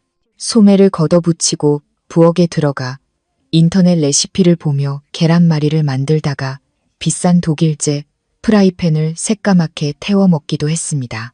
그는 땀을 뻘뻘 흘리며 집 뒤의 인조 잔디 구장에서 바다와 축구를 했고 아들에게 개발이라는 놀림을 받기도 했습니다. 대한민국에서 가장 권력 있는 남자가 이제는 바닥에 앉아 별이에게 동화책을 읽어주었습니다. 서툰 솜씨로 등장인물들을 흉내내는 그의 모습에 제 마음은 솜사탕처럼 녹아내렸습니다. 저는 그가 뒤늦게나마 서툴지만 진심으로 아빠와 남편이 되는 법을 다시 배우고 있다는 것을 알 수 있었습니다. 비가 쏟아지던 어느 오후, 도연의 개인 변호사가 두꺼운 서류 파일을 들고 와 제 책상 위에 정중하게 올려놓았습니다. 그는 금태 안경을 고쳤으며 공손한 목소리로 말했습니다. 이서연님, 회장님의 뜻입니다. YJ그룹 주식의 5%를 세 자녀분 강하늘, 강바다, 강별님에게 즉시 증여하기로 했습니다. 아이들이 만 18세가 될 때까지는 이서연님께서 법적 후견인으로서 관리하시게 됩니다. 저는 떨리는 손으로 서류를 집어들었습니다. 수조원대그룹의 주식 5%는 우리 내모자가 평생을 호의호식하고도 남을 엄청난 액수였습니다. 하지만 저는 돈이 불러올 재앙이 두려웠습니다. 특히 이 복잡한 집안에서는요. 저는 서류를 다시 밀어냈습니다. 받을 수 없습니다. 너무 큰 돈이에요. 아이들이 재산 다툼에 휘말리는 것을 원치 않아요. 도현이 들어와 제 어깨에 손을 얹었습니다. 그의 눈빛은 단호했습니다. 받아도 이건 돈이 아니라 방패야. 이 주식이 있으면 우리 집안 사람들 누구도, 심지어 우리 할아버지조차도 당신과 아이들을 함부로 건드리지 못해. 아이들에게 흔들리지 않는 기반을, 지난 4년간 내가 해주지 못했던 안전장치를 마련해주고 싶은 거야. 그의 눈에 담긴 진심에 저는 더 이상 거절할 수 없었습니다. 서명을 위해 법률 서류를 정리하던 중 제 눈은 우연히 관련 자산 및 자회사를 명시한 부록에 닿았습니다. 익숙한 이름이 눈에 들어왔습니다. 천안 컨설팅. 지난주 서류를 번역하며 의심했던 바로 그 유령 회사였습니다. 저는 빠르게 다음 장들을 넘겼습니다. 심장이 거세게 뛰었습니다. 컨설팅 비용 송금, 거래의 위임 대리인 서명란. 글씨는 휘갈겼었지만 저는 그것이 도연의 작은아버지 강태만 이사의 서명이라는 것을 단번에 알아봤습니다. 예전에 도연이 보여줬던 내부 문서의 서명과 똑같았습니다. 등골이 오싹해졌습니다. 늘 인자한 척 조카를 아끼는 말을 하던 작은아버지가 사실은 그룹을 좀먹고 모든 위험을 도연에게 떠넘기던 거머리였던 것입니다. 이 사실이 밝혀지면 법적 책임을 져야 할 사람은 도현이었습니다.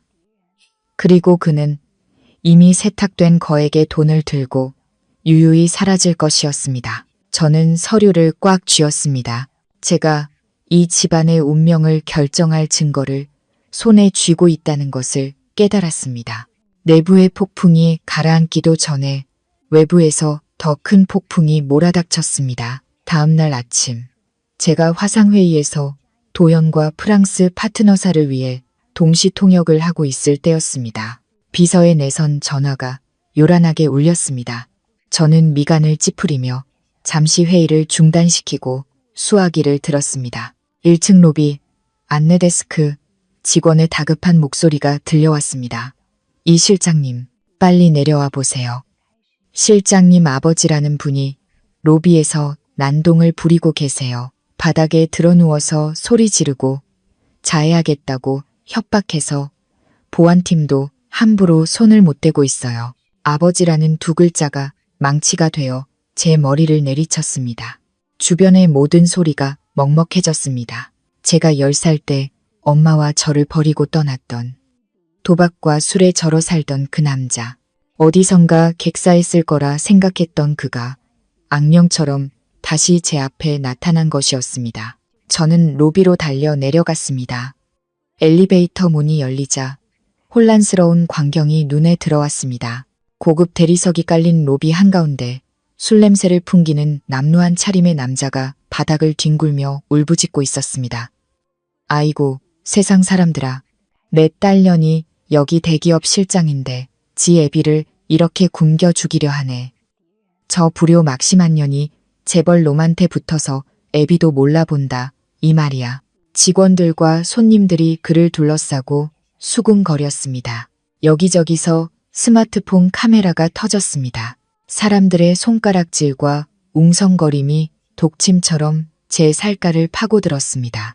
저는 분노와 수치심으로 온몸을 떨며 그에게 다가갔습니다. 당장 돌아가세요. 무슨 자격으로 여길 찾아와요. 저는 눈물을 참으며 소리쳤습니다. 저를 본 그는 재빨리 일어나 제 손을 낚아챘습니다. 술 취한 사람 특유의 핏발선 눈이 번뜩였습니다. 오냐, 이년아, 여기 있었구나. 나를 피할 수 있을 줄 알았어. 당장 1억 내놔. 네가 여기 회장놈이랑 같이 사는 거 다 알아. 돈 안 주면 기자들한테 다 불어버릴 거야. 내년의 진짜 모습을 온 세상에 알려주마. 어디 다시 얼굴 들고 다닐 수 있나 보자. 그에게 부성애란 술과 도박으로 탕진할 돈의 액수일 뿐이었습니다. 인간성의 민낯이 역겨워 헛구역질이 났습니다. 저는 몸부림쳤지만 술 취한 남자의 힘을 당해낼 수 없었습니다. 제가 절망감에 모든 것을 포기하려던 그 순간 등 뒤에서 얼음장처럼 차가운 살기마저 느껴지는 목소리가 소란스러운 군중을 갈랐습니다. 그 손 놔. 그 손으로 계속 술잔을 들고 싶다면 임원 전용 엘리베이터에서 내린 사람은 바로 강도연이었습니다. 그는 혼자가 아니었습니다. 건장한 보안요원 2명과 경찰 제복을 입은 사람이 그 뒤를 따르고 있었습니다. 그의 등장은 마치 끓어오르던 로비 한가운데에 거대한 빙하가 떨어진 것처럼 모든 소음을 순식간에 잠재웠습니다. 제 손을 잡고 있던 남자는 도연을 보자마자 흠칫 놀랐습니다. 그의 눈은 불안하게 흔들렸지만 이내 막다른 길에 몰린 사람처럼 억지 배짱을 부렸습니다. 도연은 제 곁으로 다가와 아무 말 없이 거친 그의 손을 제 손목에서 떼어냈습니다. 그의 동작은 단호했지만 상대가 얼굴을 찌푸릴 만큼 강력했습니다. 도현은 저를 자신의 등 뒤로 끌어당겼습니다. 그의 넓은 등이 군중의 시선을 막아주는 견고한 성벽이 되어 저를 수치심으로부터 보호해 주었습니다. 1억을 원한다고 도현이 물었습니다.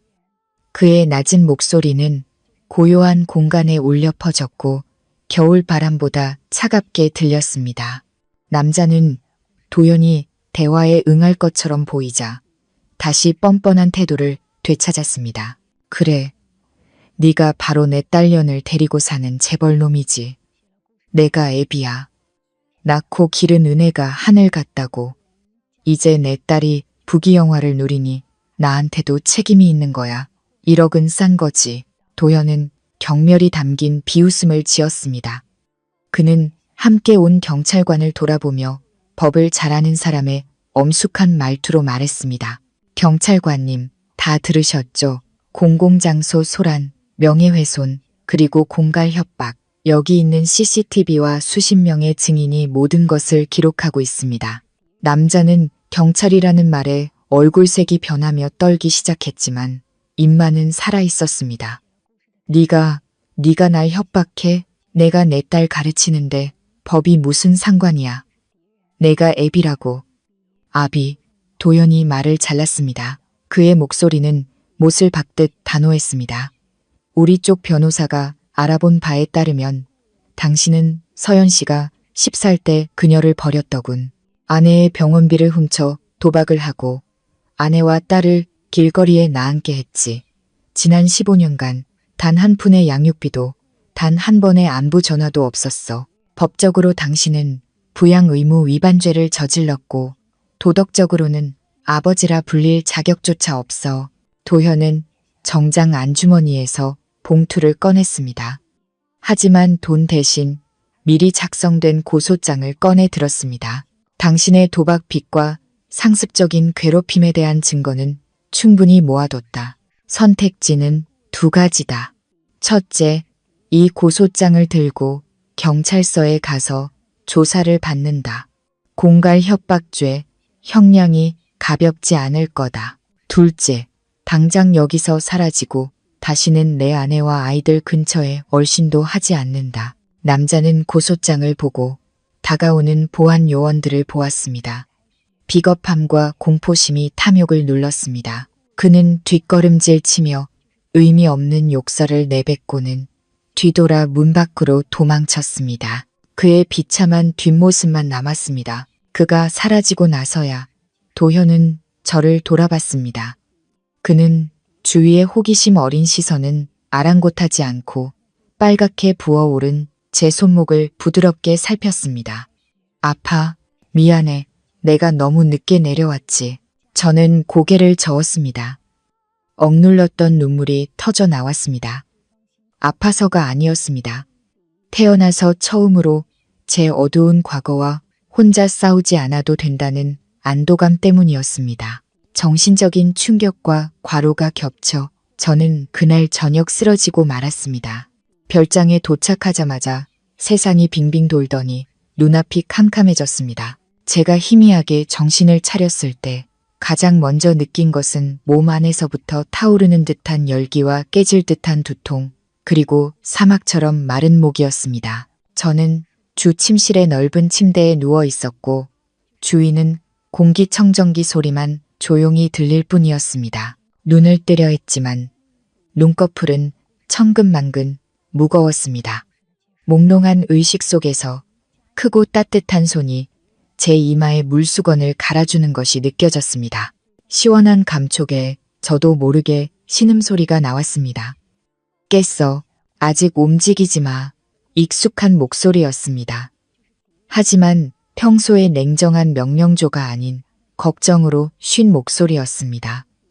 살며시 눈을 뜨자 도현이었습니다. 그는 출근할 때 입었던 셔츠 차림 그대로였지만 넥타이는 풀고 소매는 걷어 올린 채였습니다. 며칠 밤을 샌 사람처럼 수염은 거뭇했고 침대 옆 작은 테이블에는 김이 나는 팔을 띄운 흰죽과 해열제가 놓여 있었습니다. 엄마, 정신이 들어요? 침대 발치에서 하늘이의 속삭임이 들렸습니다. 아래를 보니 새 아이가 바닥에 웅크리고 앉아 있었습니다. 아이들의 눈은 모두 토끼처럼 빨개져 있었습니다. 바다와 별이는 곰 인형을 꼭 껴안고 숨도 크게 쉬지 못했습니다. 도현은 아이들을 돌아보며 조용히 하라는 신호를 보냈습니다. 쉿, 엄마 방금 깨셨어. 쉬셔야 해. 집사님이랑 잠깐 나가서 놀고 있을까? 아이들이 조심스럽게 나가자 도현은 저를 일으켜 앉히고 등 뒤에 베개를 받쳐주었습니다. 그는 죽 그릇을 들어 식으라고 가볍게 저은 다음 한 숟가락 떠서 제 입가로 가져왔습니다. 그의 행동은 서툴렀고 죽이 넘쳐 한 방울이 제 손등에 떨어졌습니다. 뜨거웠습니다. 미안. 이런 건 잘 안 해봐서 그는 당황하며 휴지로 제 손을 닦아주었습니다. 저는 그와 그가 들고 있는 죽그릇을 바라보았습니다. 씁쓸함과 달콤함이 뒤섞인 감정이 밀려왔습니다. 밖에서는 세상을 호령하는 이 남자가 지금 여기 앉아 아픈 전처에게 묵묵히 죽을 떠먹여주고 있었습니다. 그는 간병인을 부르지도 가사도우미에게 맡기지도 않고 모든 것을 직접 하고 있었습니다. 저는 입을 벌려 그가 주는 죽을 받아 먹었습니다. 고소한 쌀과 파향이 텅 빈 위를 따뜻하게 채웠습니다. 몇 숟가락 먹자 저는 지쳐서 고개를 저었습니다. 도현은 억지로 먹이지 않았습니다. 그는 죽 그릇을 내려놓고 약과 물을 가져다 주었습니다. 이틀 동안 열이 40도 가까이 올랐었어. 의사 말로는 바이러스성 고열에 급성 쇠약이 겹쳤다고 하더군. 도현이 말하며 무의식적으로 땀에 젖은 제 이마에 머리카락을 쓸어 넘겼습니다. 내가 혼수 상태에서 계속 아빠 이름을 부르며 엄마 때리지 말라고 울었어. 서연아, 대체 과거에 무슨 일을 겪었던 거야? 저는 그의 깊은 눈을 바라보았습니다. 그 안에 담긴 진실한 아픔을 보았습니다. 지난 4년간 제가 공들여 쌓아 올린 방어벽이 그의 헌신적인 간호와 진심 어린 질문 앞에서 허물어지고 있었습니다. 저는 대답 대신 눈을 감았습니다. 눈물 한 방울이 베개 위로 흘러내려 고요한 밤의 정적 속으로 스며들었습니다. 다음 날 아침 열은 완전히 내렸습니다. 정신은 돌아왔지만 몸은 여전히 구름 위를 걷는 듯 가벼웠습니다. 아침 햇살이 하얀 커튼을 뚫고 들어와 침대 가장자리에서 잠든 도현의 얼굴 위에서 춤을 추고 있었습니다. 그는 의자에 앉은 채 침대에 머리를 기댄 모습이었습니다. 그의 손은 마치 제가 사라지기라도 할까봐 두려운 듯 제 손을 꼭 잡고 있었습니다. 제가 손가락을 살짝 움직이자 도현은 즉시 잠에서 깼습니다. 그는 눈을 비비고는 가장 먼저 제 이마에 손을 대 체온을 확인하고는 안도의 한숨을 내쉬었습니다. 다행이다. 열 내렸네. 몸은 좀 어때? 뭐 먹고 싶은 거 있어?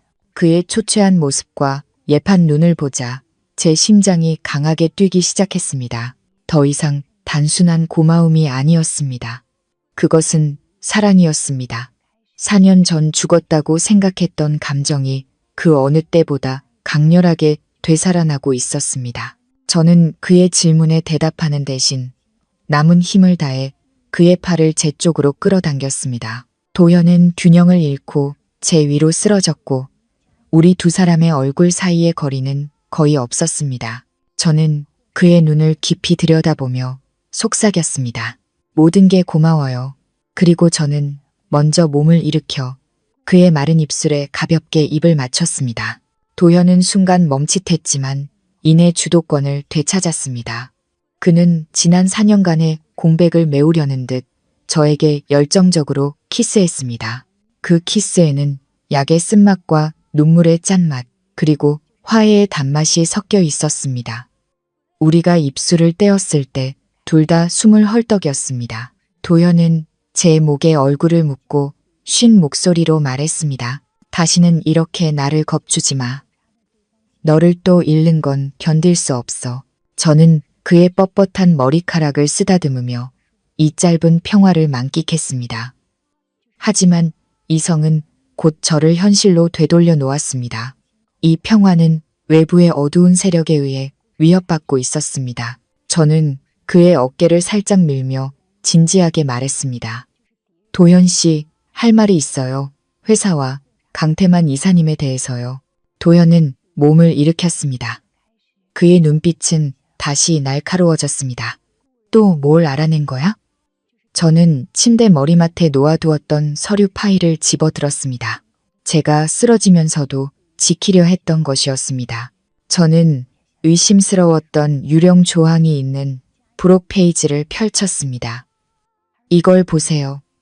천안 컨설팅으로 송금된 돈은 사실 함정이에요. 제가 이 회사의 사업자 번호와 법인 서류를 조회해봤어요. 버진 아일랜드에 등록된 유령 회사더군요. 그리고 더 중요한 건 이 위임 대리인의 서명. 아무리 휘갈겼었지만 이건 강태만 이사님의 필체예요. 도현은 서류를 받아들었습니다. 그의 턱 근육이 꿈틀거렸습니다. 그는 몇 번이고 서류를 뒤적이며 머릿속의 데이터와 대조했습니다. 잠시 후 그는 분노에 차 서류를 침대 위로 내던지며 으르렁거렸습니다. 젠장, 내 이름으로 계약을 체결하고 그 돈을 해외로 빼돌려 세탁하려던 거였어. 만약 수사라도 들어오면 법적 책임은 내가 지게 되고 그는 유유히 빠져나가겠지. 맞아요. 저는 그의 손을 꼭 잡으며 말을 이었습니다. 지금 당신은 시한폭탄 위에 앉아 있는 거예요. 그가 자산을 모두 처분하고 당신에게 죄를 뒤집어 씌우기 전에 우리가 먼저 움직여야 해요. 제가 모든 증빙 서류를 번역하고 해독해서 증거를 만드는 걸 도울게요. 도현은 감사와 신뢰가 가득한 눈으로 저를 바라봤습니다. 햇살 가득한 방 안에서 곧 닥쳐올 폭풍으로부터 작은 가족을 지키기 위한 부부의 비밀 동맹이 맺어졌습니다. 별장은 겉으로는 여전히 평화로웠습니다. 하지만 그 안에서는 보이지 않는 전쟁이 매시간 치열하게 벌어지고 있었습니다. 도현은 상대를 안심시키기 위해 평소처럼 회사에 출근했고 저는 병을 핑계로 집안의 모든 CCTV와 보안 시스템을 점검했습니다. 특히 일주일 전 강태만 이사가 추천해서 들어온 새 보모 란이라는 여자가 가장 의심스러웠습니다. 그녀는 늘 눈치를 보며 CCTV 사각지대에서 몰래 통화를 하곤 했습니다. 그날 오후 제가 거실에서 책을 읽는 척하고 있을 때 하늘이가 도연이 사준 태블릿 PC를 들고 달려왔습니다. 아이는 제 소매를 잡아당기며 5살 나이에 어울리지 않는 심각한 표정으로 속삭였습니다. 엄마, 이거 이상해요. 뭐가? 제가 화면을 들여다보자 하늘이는 집안 네트워크 관리 앱을 열어 낯선 IP 주소를 가리켰습니다. 이 기기에서 계속 데이터가 밖으로 나가요. 아빠 것도 엄마 것도 아닌데. 제가 접속해보니 몰래카메라였어요. 등골이 오싹해졌습니다. 저는 아이에게 조작을 부탁했습니다. 화면에는 도연의 서재 책장에 교묘하게 숨겨진 소형 카메라의 영상이 나타났습니다. 그날 오후에 녹화된 영상에는 란 보모가 장갑을 낀 채 서재에 들어와 도현이 일부러 책상 위에 올려둔 프로젝트 서류를 한 장 사진 찍는 모습이 선명하게 담겨 있었습니다. 잘했어, 우리 아들. 저는 하늘이를 끌어안았습니다. 두려우면서도 기뻤습니다. 우리는 스파이를 현장에서 잡아낸 것이었습니다. 그날 밤 저는 영상을 도연에게 보여주었습니다. 그는 영상을 보고 표정이 굳었지만 이내 입가에 차가운 미소가 번졌습니다. 역이용하는 거지. 그의 눈빛은 칼날처럼 날카로웠습니다. 강태만이 우리 계획을 알고 싶어 한다면 우리가 원하는 정보를 알려주면 돼. 도연은 즉시 가짜 서류를 만들었습니다. 그 안에는 다가올 입찰 전략에 대한 거짓 정보와 수사를 교란하기 위한 가상의 자금 이동 계획이 담겨 있었습니다. 그는 그 서류를 몰래카메라가 가장 잘 보이는 서재 책상 위에 그대로 두었습니다. 이제 주사위는 던져졌습니다. 그 주 수요일 아침 날씨는 이상할 만큼 화창했습니다. 저는 새로 맡은 번역 프로젝트가 순조롭게 진행되어 기분 좋게 회의를 마쳤습니다. 스스로의 가치를 증명하며 일하는 감각은 집안의 암투를 잠시 잊게 해주었습니다. 저는 스스로에게 아이스라떼 한 잔을 선물하며 오늘 저녁 메뉴를 고민하고 있었습니다. 그때 제 젊은 비서가 얼굴이 새하얘진 채 사무실로 뛰어들어왔습니다. 그녀는 떨리는 목소리로 제게 스마트폰을 내밀었습니다. 실장님, 이거 보세요. 인터넷에서 난리가 났어요. 저는 미간을 찌푸리며 스마트폰을 받아들었습니다. 화면에는 유력 경제신문사의 홈페이지가 떠 있었고 굵고 검은 헤드라인이 제 눈을 강타했습니다. YJ그룹 강도현 회장, LK그룹 외동딸과 약혼 임박. 세기의 빅딜 성사되나.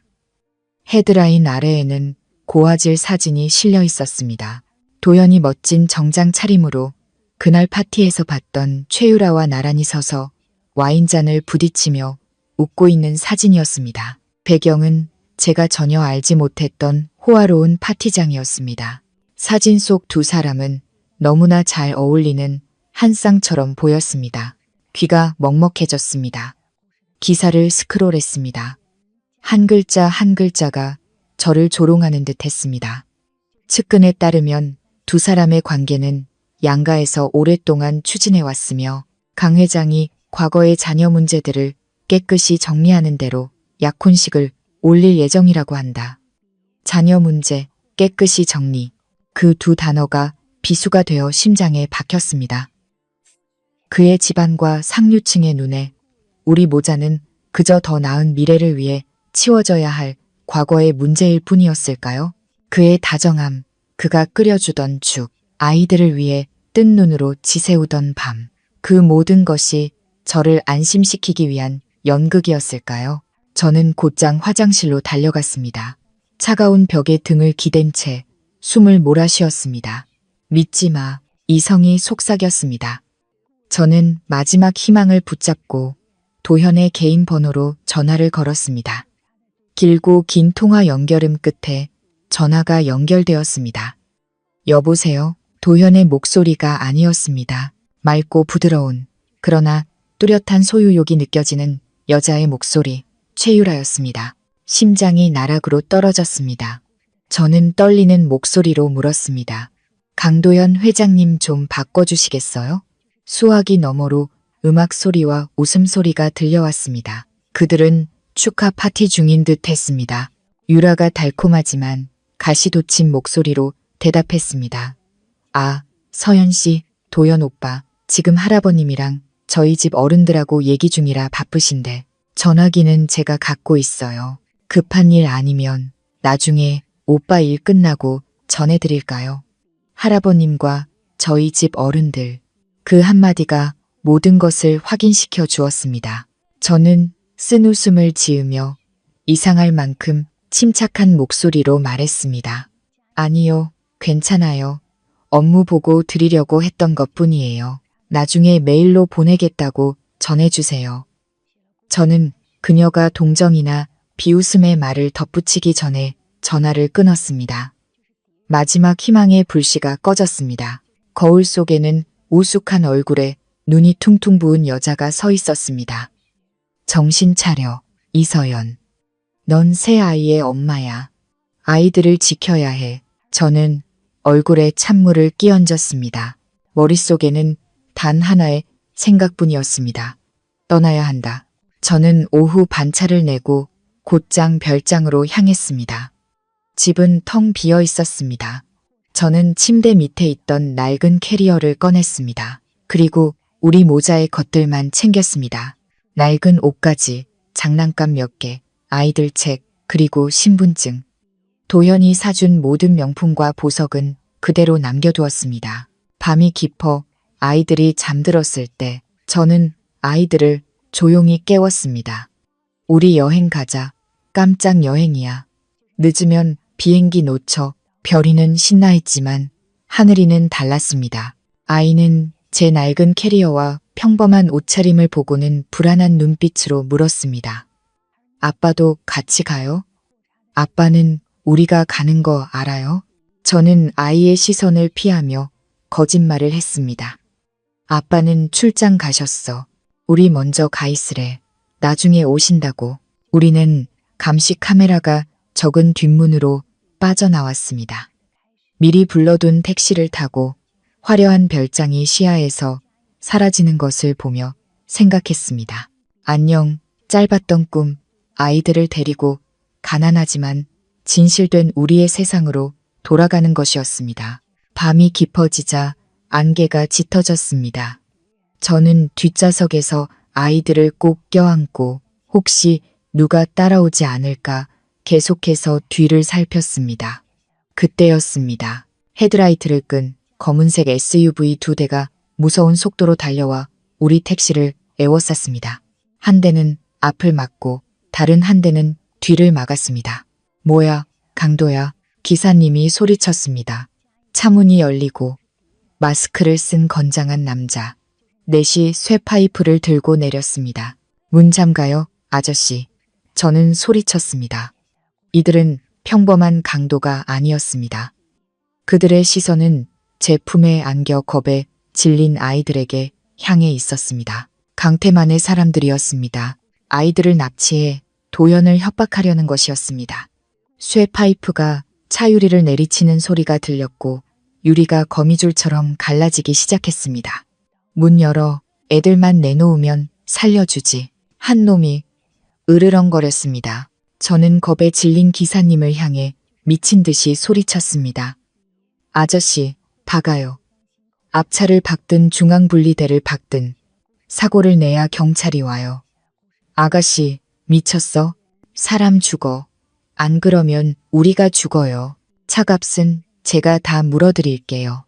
창문이 깨지고 거친 손이 안으로 들어와 문을 열려고 했습니다. 저는 앞좌석으로 몸을 날려 운전대를 왼쪽으로 확 꺾으며 기사님의 가속 페달을 밟았습니다. 쾅! 택시는 굉음을 내며 중앙분리대를 들이받았습니다. 엄청난 충격과 함께 에어백이 터지고 연기가 피어올랐습니다. 반대편 차선에서 오던 차들이 급정거하며 도로는 순식간에 아수라장이 되었습니다. 저는 이마를 부딪혀 정신이 없었지만 우리가 성공했다는 것을 알았습니다. 이 연쇄 추돌 사고 속에서 그들은 대놓고 아이들을 납치하지 못할 것이었습니다. 자욱한 연기와 타이어 타는 냄새 속에서 저는 재빨리 차 문을 열고 울부짖는 아이들을 끌어냈습니다. 주머니에 있던 현금을 모두 꺼내 아직 정신을 못 차린 기사님 손에 쥐어주고는 사고 현장을 구경하러 멈춘 사람들 틈으로 뛰어들었습니다. 죄송해요, 아저씨. 이걸로 우선 병원 가세요. 나중에 꼭 연락드릴게요. 우리는 다른 택시를 잡아타고 인천국제공항으로 향했습니다. 공항에 도착해서도 저는 곧장 체크인 카운터로 가지 않고 기둥 뒤에 숨어 주위를 살폈습니다. 납치범들에 대한 공포로 신경이 곤두서 있었습니다. 보안 검색대로 향하려던 바로 그 순간 국제선 출발홀 입구에서부터 엄청난 소란이 일었습니다. 사람들이 양쪽으로 갈라졌고 다급한 발소리가 들려왔습니다. 이서연, 거기서. 절망에 찬 쉰 목소리가 공항 전체에 울려 퍼졌습니다. 저는 그 자리에 얼어붙었습니다. 돌아보니 강도연이 저를 향해 달려오고 있었습니다. 평소에 완벽한 모습이 아니었습니다. 머리는 헝클어지고 땀에 젖은 셔츠 어깨 부분은 찢어져 피가 묻어 있었습니다. 그는 사람들의 놀란 시선도 보안 요원의 제지도 뿌리치고 오직 저를 향해 달려왔습니다. 가지마. 제발 내 얘기 좀 들어줘. 새 아이는 겁에 질려 제 다리 뒤로 숨었습니다. 저는 아이들을 감싸 안고 뒷걸음질 치며 눈물로 소리쳤습니다. 여긴 왜 왔어요? 가서 당신 약혼녀랑 결혼 준비나 해요. 우리 좀 내버려 두라고요. 도현은 제 몇 걸음 앞에서 멈춰서서 숨을 헐떡이며 두 손을 들었습니다. 결혼 같은 거 안 해. 전부 함정이었어. 저길 봐. 그가 가리킨 곳은 공항 중앙에 걸린 거대한 전광판이었습니다. 전광판의 광고 영상이 사라지고 고화질의 CCTV 영상이 나타났습니다. 영상 속에서 강태만 이사는 낯선 남자와 술을 마시며 의기양양하게 말하고 있었습니다. 내 조카놈은 순진해서 가짜 약혼설만 퍼뜨려도 주가가 안정될 거라고 믿을 거야. 그놈한테 마지막 서류의 사인만 받으면 돈은 우리 주머니로 들어오고 그놈은 나 대신 감옥에 가게 되겠지. 혹시 모르니 그 사생아들도 납치해서 보험으로 잡아도. 공항 전체가 경악으로 술렁했습니다.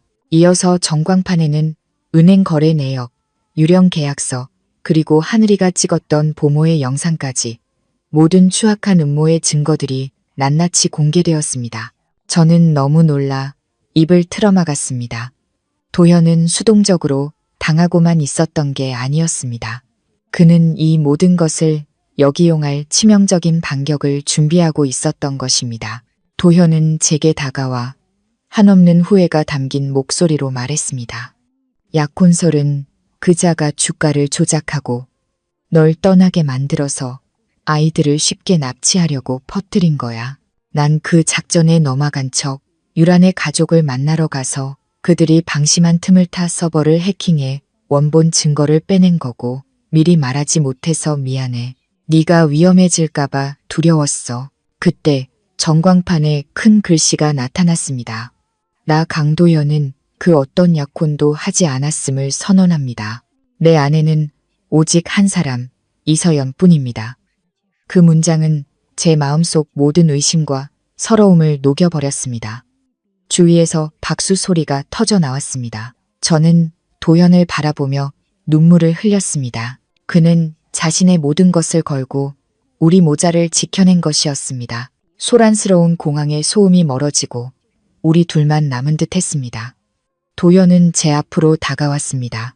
그리고 수백 명의 사람들과 카메라 앞에서 단 한 번도 누구에게 고개 숙인 적 없던 그 오만한 남자가 천천히 무릎을 꿇었습니다. 그는 마치 심판을 기다리는 죄인처럼 두 무릎을 모두 바닥에 대고 고개를 숙였습니다. 공항은 숨 막히는 정적에 휩싸였습니다. 도현은 고개를 들어 붉게 충혈된 눈으로 저를 바라봤습니다. 그는 주머니에서 낡은 벨벳 상자를 꺼냈습니다. 상자 안에는 거대한 다이아몬드가 아닌 작고 소박한 은반지가 들어있었습니다. 4년 전 제가 그를 떠나며 돌려주었던 바로 그 반지였습니다. 서연아. 그의 목소리는 갈라져 있었습니다. 내가 틀렸어. 돈과 권력으로 널 지킬 수 있다고 생각했던 내가 틀렸어. 너 혼자 출산의 고통을 겪게 하고 우리 아이들을 가난 속에서 자라게 한 내가 틀렸어. 그가 떨리는 손으로 반지를 들어 올렸습니다. 회장 자리도 수조 원짜리 계약도 너를 잃는다면 아무 소용없어. 나는 그저 아내와 자식도 지키지 못한 실패한 남자일 뿐이야. 오늘 여기서 제발 나에게 다시 시작할 기회를 줘. 고용주가 아니라 남편으로서, 아빠로서 그 반지는 우리가 아무것도 없던 시절 그가 첫 월급을 타서 사준 것이었습니다. 그 안에는 우리의 순수했던 사랑과 청춘이 담겨 있었습니다. 저는 흐느꼈습니다. 그때 하늘이의 목소리가 저를 현실로 돌려놓았습니다. 아이는 무릎 꿇은 아빠와 저 사이에 서서 작은 도연처럼 팔짱을 끼고 엄숙하게 물었습니다. 아저씨, 아니, 아빠, 다시는 우리 엄마 울리지 않겠다고 약속할 수 있어요? 도연은 희망에 찬 눈으로 미친 듯이 고개를 끄덕였습니다. 약속할게. 명예를 걸고 맹세할게. 아빠가 엄마 또 울리면 하늘이가 아빠 집에서 쫓아내도 좋아. 옆에 있던 바다도 끼어들었습니다. 그럼 축구도 더 잘하기로 약속해요. 아빠는 개발이라서 같이 놀기 재미없단 말이에요. 주위에서 웃음이 터져 나왔습니다. 도연은 쓴 웃음을 지으며 고개를 끄덕였습니다. 약속할게. 코치님 모셔서 매일 연습해서 꼭 우리 바다를 이길게. 막내 별이는 아무런 조건도 내걸지 않았습니다. 아이는 달려가 도현의 품에 안겨 작은 팔로 그의 목을 감싸고 흐느꼈습니다. 나는 아무것도 필요 없어요. 그냥 아빠가 집에 오면 돼요. 아빠 없으면 밤에 잠이 안 와요. 별이의 순수한 말에 제 마지막 방어선이 무너졌습니다. 도현은 딸을 끌어안고 소리 없이 눈물을 흘렸습니다. 그는 눈물 젖은 눈으로 저를 바라봤습니다. 애원과 기다림이 담긴 눈빛이었습니다. 저는 다가가 그의 곁에 무릎을 꿇고 손을 내밀었습니다. 도현은 떨리는 손으로 제 약지에 반지를 끼워주었습니다. 반지는 마치 처음부터 그 자리에 있었던 것처럼 꼭 맞았습니다. 일어나요. 저는 사랑이 가득 잠긴 목소리로 말했습니다. 너무 오래 무릎 꿇고 있으면 나중에 애들 업어줄 사람 없잖아요. 도현은 일어나 내 모자를 한꺼번에 품에 안았습니다. 폭풍 후에 흩어졌던 가족의 조각들이 단단하게 다시 하나가 되었습니다. 주위의 박수 소리가 아까보다 훨씬 더 크게 울려 퍼졌습니다. 하늘이가 어른스럽게 한숨을 쉬며 작게 말했습니다. 좋아요. 밥도 할 줄 알고 맛은 없지만 잘못도 뉘우칠 줄 아니까 아빠 수습 기간은 통과시켜 드릴게요. 저는 눈물 속에서 웃음을 터뜨렸습니다. 행복이란 길 잃었던 마음들이 서로에게 돌아와 다시 함께하는 것, 바로 그것이었습니다. 그 후에 폭풍은 거셌지만 동시에 묵은 먼지를 깨끗이 쓸어냈습니다. 강태만 이사와 공모자들은 모두 법의 심판을 받았습니다. 며칠 후 도현은 저와 아이들을 데리고 본가로 향했습니다. 저는 긴장했지만 막상 만난 할아버님은 권위적인 총수가 아닌 후회와 그리움에 찬 평범한 노인이었습니다.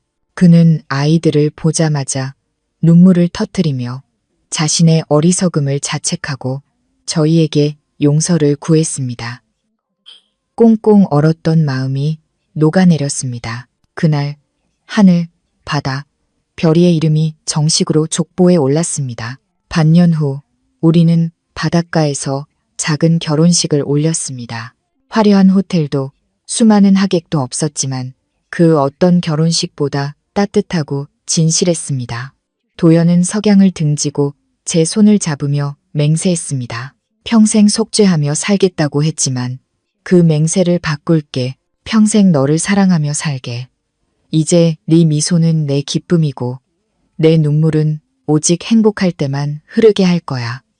이제 너 혼자 폭풍과 맞서게 하지 않을게. 내가 너의 버팀목이 되어줄 테니. 저 또한 눈물을 흘리며 대답했습니다.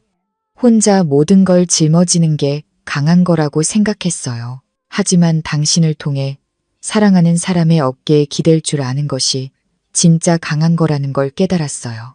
1년 후 저는 내조의 여왕이 되는 대신 저만의 번역 스튜디오를 차렸습니다. 도현의 아내가 아닌 전문 통역사 이서연으로서 당당히 제 자리를 찾았습니다. 도현 역시 칼퇴하는 아빠, 딸 바보가 되었습니다.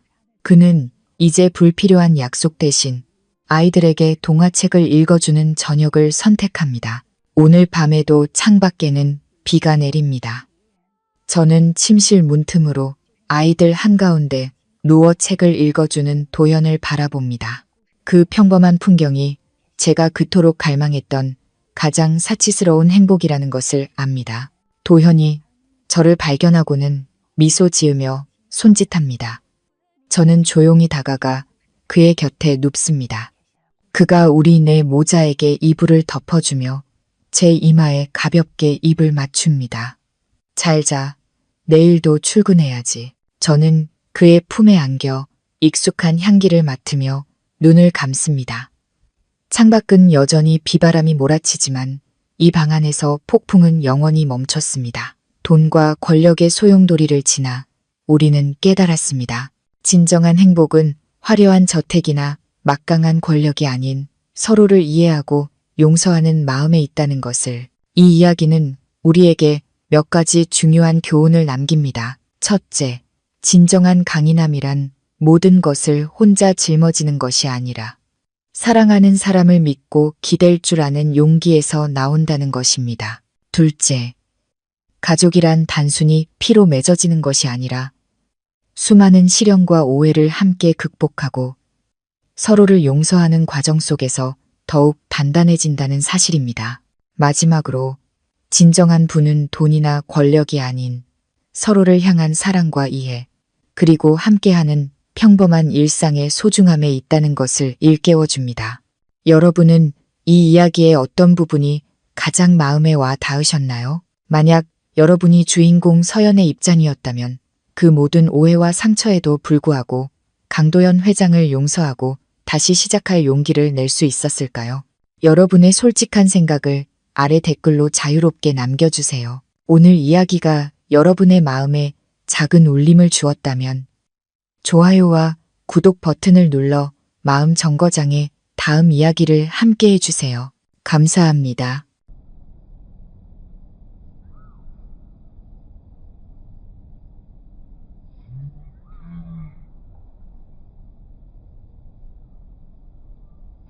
Yes.